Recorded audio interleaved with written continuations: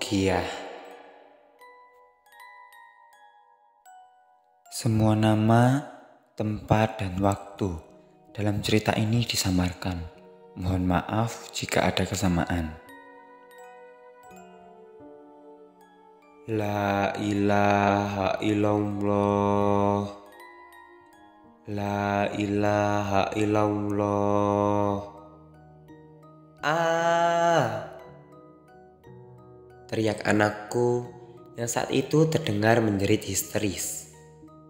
Dan tidak hanya itu, sesaat setelah itu aku juga mendengar suara benda jatuh disertai suara tawa yang terdengar dengan sangat jelas.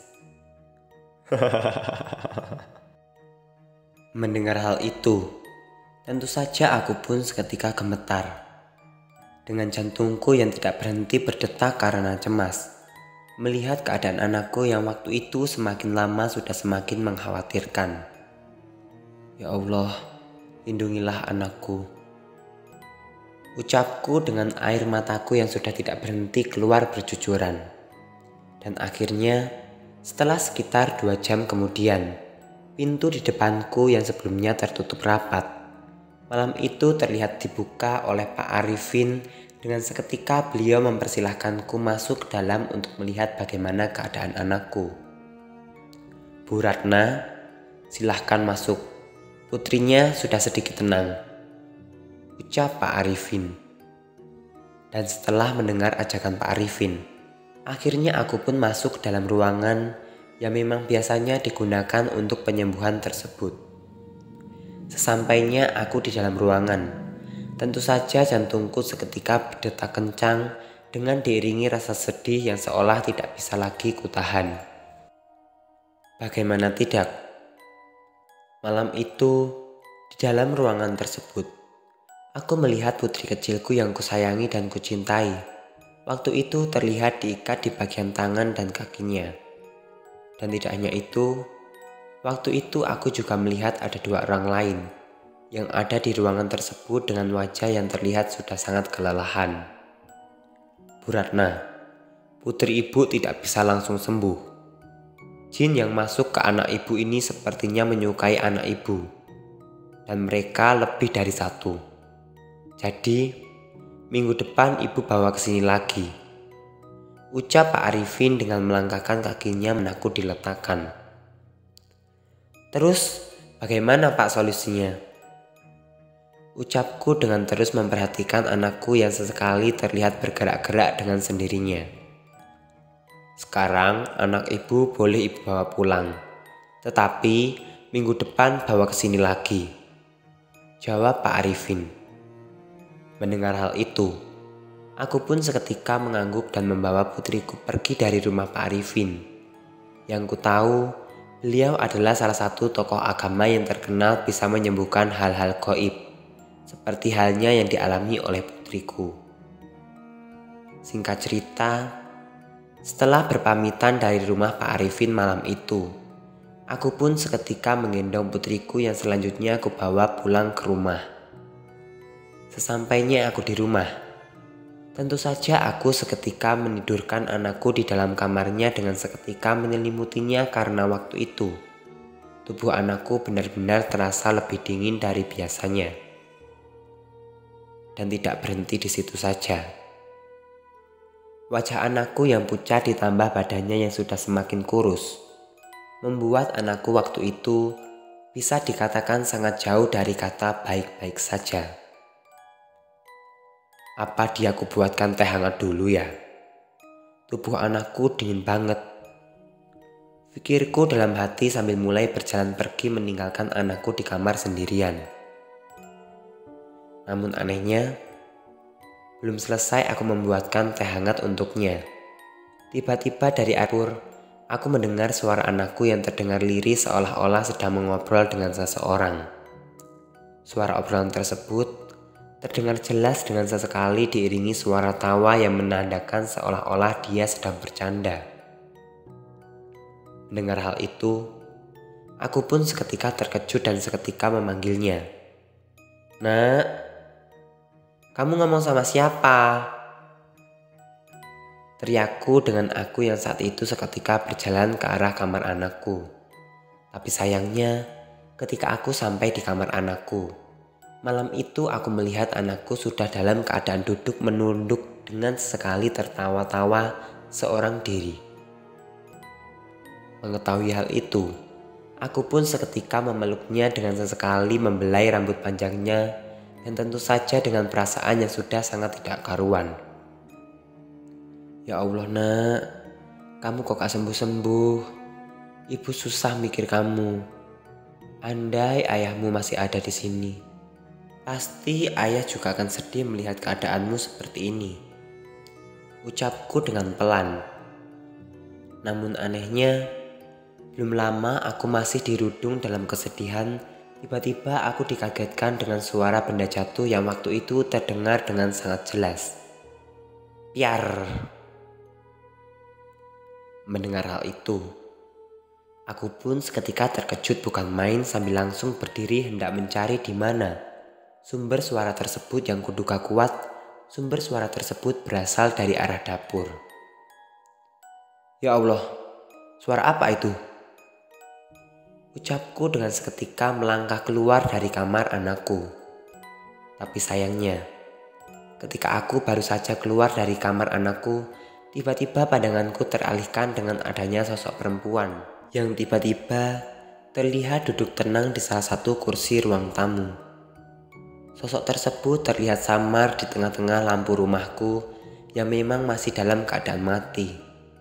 Mengetahui hal itu, aku pun seketika terkejut bukan main, sambil terus memperhatikan sosok perempuan tersebut yang jika dilihat dengan lebih teliti, sosok perempuan tersebut seperti perempuan noni-noni pada zaman Belanda.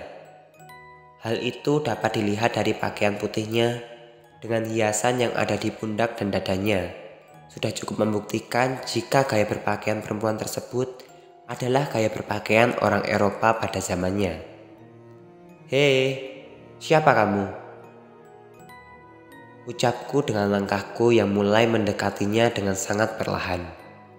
Namun sayangnya, masih beberapa langkah aku berjalan mendekat. Malam itu aku dikagetkan dengan suara anakku yang terdengar berteriak. Bu, jangan! Teriak anakku. Mendengar hal itu, aku pun seketika menoleh ke arah anakku yang saat itu tiba-tiba sudah berdiri di depan pintu kamarnya dengan nafasnya yang terlihat ngos-ngosan tidak karuan. Dan anehnya, setelah aku menoleh ke arah anakku, aku pun kembali menoleh ke arah sosok perempuan tersebut dan ternyata sosok tersebut malam itu sudah tiba-tiba menghilang entah kemana. Tanpa berpikir lebih lama, akhirnya aku pun segera kembali ke arah anakku dan seketika menggendongnya untuk kubawa kembali masuk ke dalam kamar. Dan singkat cerita, setelah aku sampai di tempat tidur anakku, aku pun segera kembali menidurkannya dengan terus berpikir tentang siapa sebenarnya sosok perempuan yang sebelumnya kulihat tersebut. Ya Allah, siapa perempuan tadi ya? Kok pakaiannya seperti orang pada zaman Belanda? Apa jangan-jangan sosok perempuan tadi yang selama ini mengganggu anakku? Kalau benar dia, berarti semua ini ada hubungannya dengan suamiku. Pikirku dalam hati sambil terus memikirkan sosok perempuan yang baru saja kulihat tersebut. Dan seiring berjalannya waktu, akhirnya malam itu pun berlalu begitu saja. Keesokan harinya, semuanya malah semakin aneh. Ketika aku baru saja membuka mataku, malam itu aku sudah tidak lagi melihat anakku berada di sampingku. Mengetahui hal itu, tentu saja aku pun seketika terkejut dan segera bangun dari tempat tidurku sambil berteriak memanggil-manggil nama anakku. Leli. Teriakku sambil mondar-mandir di dalam rumah. Di saat itu, tiba-tiba pandanganku tertuju kepada salah satu pojok rumah yang saat itu ternyata putri kecilku terlihat duduk sambil terlihat mengunyah sesuatu. Mengetahui hal itu, Tentu saja aku pun seketika berlari menuju ke arah anakku dengan perasaan yang sudah sangat kebingungan. "Ya Allah nak, kamu ngapain?" ucapku sambil ketika menggendong anakku. Tapi anehnya, pagi itu dari dalam mulutnya aku melihat anakku sedang mengunyah bawang putih dengan jumlah yang sangat banyak. Dan tanpa lama-lama lagi, akhirnya aku pun memasukkan tanganku ke dalam mulutnya dan mengeluarkan semua bawang putih yang sedang dikunyah. "Kamu ini ngapain?" teriakku. Namun sayangnya, belum selesai aku mengeluarkan semua bawang putih yang ada di mulutnya. Tiba-tiba, anakku yang sebelumnya selalu terlihat tenang, waktu itu dia terlihat melotot menatapku sambil sedikit menggeleng-gelengkan kepalanya ke arahku. Dan tidak hanya itu, dia juga terlihat tersenyum aneh sambil sesekali memanggil-manggilku. "Mamaku, kamu mamaku, kamu mamaku," ucapnya dengan sesekali diiringi suara tawa kecilnya. Karena aku sudah tidak tahan lagi dengan semua itu, akhirnya aku pun menghubungi Pak Arifin via telepon untuk memberitahu keadaan anakku yang sudah semakin mengkhawatirkan. "Halo Pak Arifin, anak saya kok semakin aneh. Apa sekarang saja saya bawa dia ke tempat Bapak?" ucapku. Namun sayangnya, karena saat itu Pak Arifin menolak permohonanku dengan alasan beliau sedang berada di luar kota.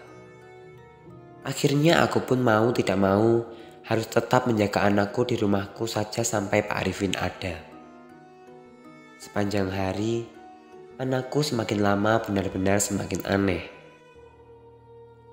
Suaranya berubah dengan sesekali mengobrol seorang diri, membuat saat itu adalah saat-saat yang tidak akan pernah aku lupakan selama hidupku. Hingga akhirnya, hari-hari pun berlalu begitu saja. Pak Arifin yang belum ada kabar membuat aku mencoba beradaptasi dengan menuruti semua permintaan anakku. Meski kadang permintaannya semakin aneh. Setiap pagi anakku selalu meminta minuman hangat dengan campuran garam dan bawang putih. Dan tidak berhenti di situ saja. Jika suara azan mulai terdengar, anakku selalu berlari bersembunyi di balik tubuhku dengan menutup kedua telinganya.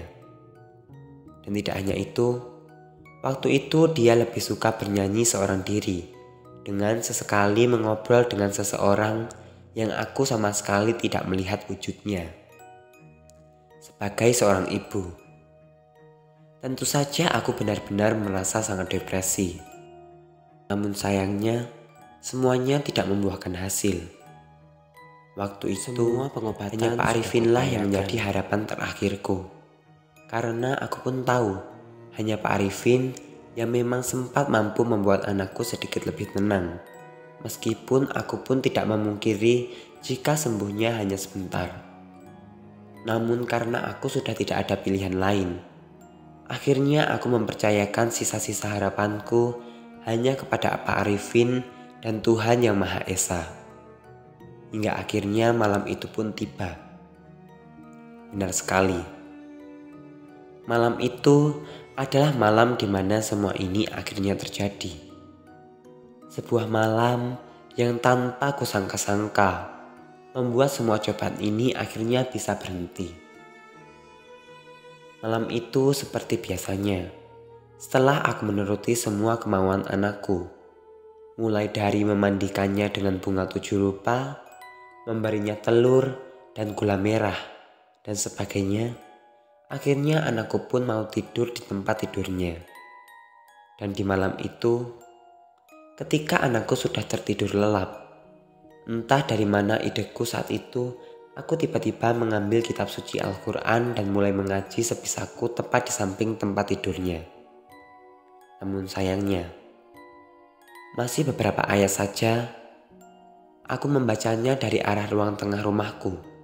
Aku tiba-tiba mendengar suara perempuan yang sedang menangis terseduh-seduh. Mendengar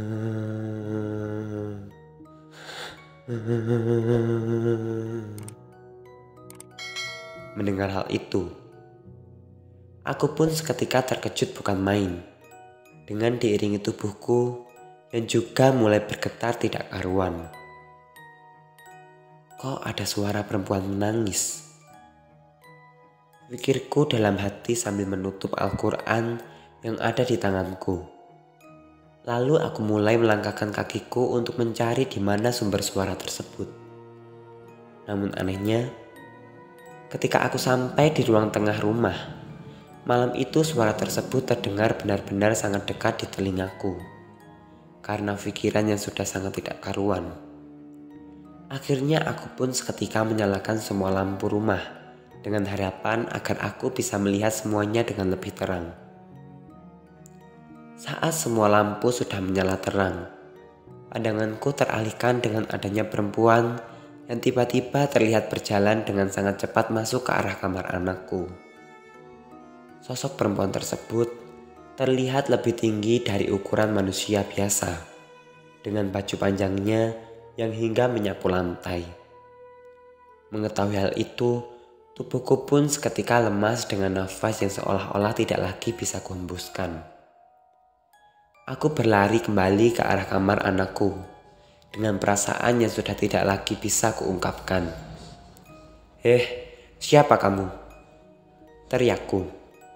Tapi sayangnya, ketika aku sampai di kamar anakku, malam itu aku sudah tidak lagi melihat anakku tidur di tempat tidurnya. Malam itu, anakku tiba-tiba terlihat sudah berdiri sambil tertawa terbahak-bahak sambil melotot ke arahku. Mengetahui hal itu, aku pun seketika mendekati anakku dan menggendongnya untuk keluar dari kamarnya. Dan anehnya, malam itu tubuh anakku benar-benar sangat berat dari sebelumnya. Dan tidak hanya itu, bau tubuh anakku malam itu beraroma bunga melati. Merasakan hal itu, aku pun membawa anakku seketika keluar dari rumahku dengan tangisanku yang sudah tidak lagi bisa kutahan. Dan singkat cerita, karena aku sudah bingung harus kemana, aku pun akhirnya membawa anakku ke masjid yang berada tidak jauh dari rumahku. Di situ, aku menangis terseduh-seduh dengan anakku yang juga terlihat menangis layaknya orang yang sedang menahan kesakitan. Ya Allah, aku harus bagaimana ini? Rintihku dengan mataku yang saat itu sempat melirik ke arah jam dinding yang saat itu sudah menunjukkan pukul 23:30 malam. Tapi syukurnya Tuhan berkehendak lain. Di sela-sela aku yang sedang terpuruk malam itu, aku tiba-tiba dihampiri oleh seseorang yang tidak kukenal sebelumnya. Orang itu terlihat tiba-tiba ada begitu saja dan berjalan pelan menghampiriku yang saat itu sedang menangis terseduh-seduh. Bahkan, wajah orang itu hingga kini tidak akan pernah bisa kulupakan selama hidupku. Jenggot putihnya lengkap dengan kopiahnya. Sepertinya orang itu bukanlah orang yang tinggal di daerahku. Beliau terlihat menghampiriku dengan tidak sekalipun mengeluarkan sepatah kata pun dari mulutnya. Malam itu, rambut anakku tiba-tiba dibelai oleh orang itu dan beberapa saat kemudian beliau terlihat pergi begitu saja. Dan anehnya, anakku yang sebelumnya menangis terseduh-seduh, waktu itu tiba-tiba perlahan mulai tenang dengan mulai tidur di pangkuanku dengan keringatnya yang juga terlihat keluar bercucuran. Dan singkat cerita, setelah anakku tenang, akhirnya aku pun malam itu tidur di masjid tersebut dengan berselimut mukena dan sajadah yang disediakan oleh masjid. Keesokan harinya, akhirnya aku mendapatkan kabar dari Pak Arifin bahwasannya beliau akan mengunjungi rumahku untuk kembali melakukan terapi penyembuhan anakku. Dan singkat cerita, setelah aku kembali pulang ke rumahku, Pagi itu aku kembali dikejutkan dengan keadaan rumahku yang waktu itu tiba-tiba berantakan dengan sendirinya. Namun karena aku sudah lelah dengan semuanya, akhirnya aku pun sama sekali tidak membersihkannya dan hanya diam sambil menunggu kedatangan Pak Arifin. Hingga sore harinya, Pak Arifin pun akhirnya datang bersama beberapa orang rekannya. Dan seperti biasanya, beliau seketika menata kamar anakku dan memulai penyembuhannya tetap dengan metode Islami yang biasa kita sebut dengan sebutan ruqyah. Namun anehnya, waktu itu berbeda dengan ruqyah yang dilakukan oleh Pak Arifin sebelumnya. Sebelumnya aku yang dilarang masuk untuk melihat prosesnya. Waktu itu aku dipersilahkan untuk ikut masuk menemani anakku, agar aku bisa ikut membantu proses penyembuhannya. Di situ, anakku dibaringkan di tempat tidurnya, dengan aku yang juga diarahkan untuk ikut duduk di samping tempat anakku berbaring. Dan beberapa saat kemudian, Pak Arifin terlihat mulai membaca doa bersama-sama dengan beberapa rekan-rekannya. Doa tersebut dibaca lantang dengan sesekali diiringi teriakan panggilan agar jin yang ada di dalam tubuh anakku bisa segera keluar. Hingga akhirnya, anakku yang sebelumnya terlihat tenang, waktu itu tiba-tiba menggeliat tidak karuan. Tubuhnya bergoyang hebat dengan mata yang seketika melotot dengan tatapan yang sangat tajam. Dan tidak berhenti di situ saja. Tidak lama kemudian anakku juga tiba-tiba berteriak histeris dengan diiringi sesekali tertawa dan menangis. Mengetahui hal itu, aku pun hanya bisa menangis terseduh-seduh dengan tanganku yang tidak berhenti untuk menenangkan tubuh anakku. Dan di saat itulah, akhirnya aku sudah tidak lagi mengenali anakku sendiri. Semua otot matanya yang terlihat keluar ditambah dengan suaranya yang juga berubah menjadi menggelegar. Sudah bisa kupastikan jika jin yang ada di dalam tubuh anakku sepertinya sudah mulai keluar. Dan setelah beberapa lama kemudian, akhirnya proses penyembuhan anakku pun dinyatakan telah selesai. Oleh Pak Arifin, anakku dinyatakan telah bersih dari semua gangguan jin. Alhamdulillah, anak ibu sepertinya sudah bersih, Bu. Saya sedikit heran, kok gak seperti sebelumnya ya? Ucap Pak Arifin. Maksudnya Pak? Tanyaku. Sebelumnya, jin yang ikut di tubuh anak ibu ini sangat susah dikeluarkan. Tapi anehnya, kali ini kok tiba-tiba mudah dikeluarkan. Terang Pak Arifin dengan heran. Aku ya gak tahu Pak, ucapku dengan polos. Ya sih Pak, kayak ada yang bantuin kita deh. Bapak tadi lihat juga kan, jin yang ada di tubuh Leli ini sama sekali tidak memberontak seperti sebelumnya, sahut salah satu rekan Pak Arifin. Ya sudahlah, yang penting Leli sudah sembuh. Mudah-mudahan tidak ada lagi kasus seperti ini ya Bu. Mulai sekarang, ajari anak ibu mengaji dan ajak dia sholat. Tutur Pak Arifin sambil terlihat membelai rambut anakku yang saat itu terlihat perlahan-lahan sudah mulai sadar. Dan sejak saat itu, akhirnya anakku sudah bisa hidup layaknya anak kecil pada umumnya. Namun sayangnya, dia kini bisa dikatakan menjadi lebih pendiam daripada sebelumnya. Dan bisa dikatakan dia menjadi anak yang kurang bisa bergaul dengan teman sebayanya. Kini, dia lebih suka menghabiskan waktunya sehari-hari di dalam kamar dengan jarang sekali mengeluarkan kata kalau memang tidak ada perlunya. Bahkan, hingga cerita ini ditulis, anakku bisa dikatakan menjadi seorang anak yang introvert. Dia lebih suka diam menyendiri di dalam kamar dengan ditemani ponselnya. Terlepas dari itu semua, aku sangat bersyukur karena pada akhirnya anakku bisa sembuh dari gangguan meskipun sekarang keadaan sudah berbeda jauh daripada sebelumnya. Anakku yang sebelumnya adalah anak yang sangat riang dan gembira. Saat ini telah berubah menjadi anak yang sangat pendiam dan lebih suka menyendiri di setiap hari-harinya. Meskipun begitu, aku tetap bersyukur dan percaya jika suatu saat nanti anakku pasti bisa kembali riang seperti sedia kala. Dan kenapa semua ini bisa menimpa anakku kesayanganku? Sebagai seorang ibu, tentu saja aku mempunyai perasaan yang sangat kuat. Ditambah, aku juga sempat melihat adanya sosok perempuan berpakaian Belanda, walau hanya beberapa saat. Di situ, meskipun belum pasti, namun aku bisa menyimpulkan jika sosok perempuan tersebut adalah kunci dari kenapa semua ini bisa terjadi. Perlu kalian ketahui, suamiku sebelumnya berprofesi sebagai pegawai pemerintah, yang salah satu pekerjaannya yaitu merawat bangunan bersejarah yang ada di kota tempat aku tinggal. Bangunan bersejarah tersebut kebanyakan adalah rumah peninggalan pada zaman penjajahan. Karena di kotaku memang masih banyak rumah peninggalan dari zaman penjajahan. Dan jika diajak untuk mengingat kembali, dulu aku memang sudah beberapa tahun menikah dengan suamiku. Namun sayangnya aku masih belum juga diberi keturunan. Hingga akhirnya entah apa yang dilakukan suamiku hingga saat ini pun aku masih belum tahu. Intinya, dulu setiap malam suamiku berpamitan pergi dengan membawa bungkusan aneh bersama rekan-rekannya.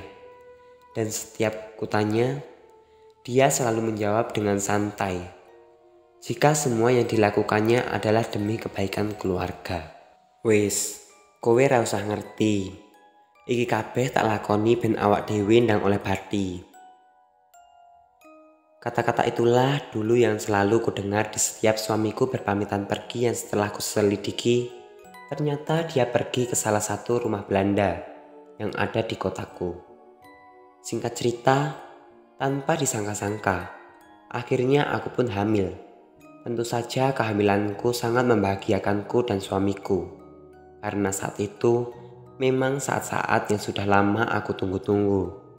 Namun sayangnya, tepat 1 tahun setelah kelahiran anakku, Leli, suamiku tiba-tiba meninggal dunia karena jatuh dari plafon karena kesetrum kabel listrik ketika dia sedang ikut membantu renovasi salah satu rumah Belanda. Dan singkat cerita, akhirnya aku pun hidup sendiri membesarkan anakku. Kejadian anakku kerasukan ditambah adanya sosok perempuan berpakaian Belanda yang beberapa kali kulihat tentu saja seketika mengingatkanku dengan profesi suamiku yang kuduga semuanya memang berhubungan dengan apa yang dilakukan suamiku dulu di setiap malam. Mungkin sosok perempuan Belanda tersebut memang sengaja mengganggu anakku, mengingat dulu suamiku memang sepertinya telah bersekutu dengan setan yang ada di salah satu rumah peninggalan Belanda tersebut, agar aku bisa segera mendapatkan keturunan. Namun intinya, semua itu hanyalah dugaan semata, yang aku pun tidak berani menjamin kebenarannya. Karena aku pun tahu, sampai suamiku meninggal, aku tidak pernah diberitahu sama sekali apa yang dulu sebenarnya suamiku lakukan di setiap malam hari. Kini, semuanya telah berakhir. Semoga almarhum suamiku diampuni segala dosanya dan diterima semua amal ibadahnya. Dan dengan adanya cerita seperti ini, aku berharap kita semua agar bisa lebih berhati-hati lagi dalam menjalani hidup. Terima kasih teman-teman. Semoga cerita ini menemani hari-hari kalian. Sampai jumpa di cerita kami selanjutnya.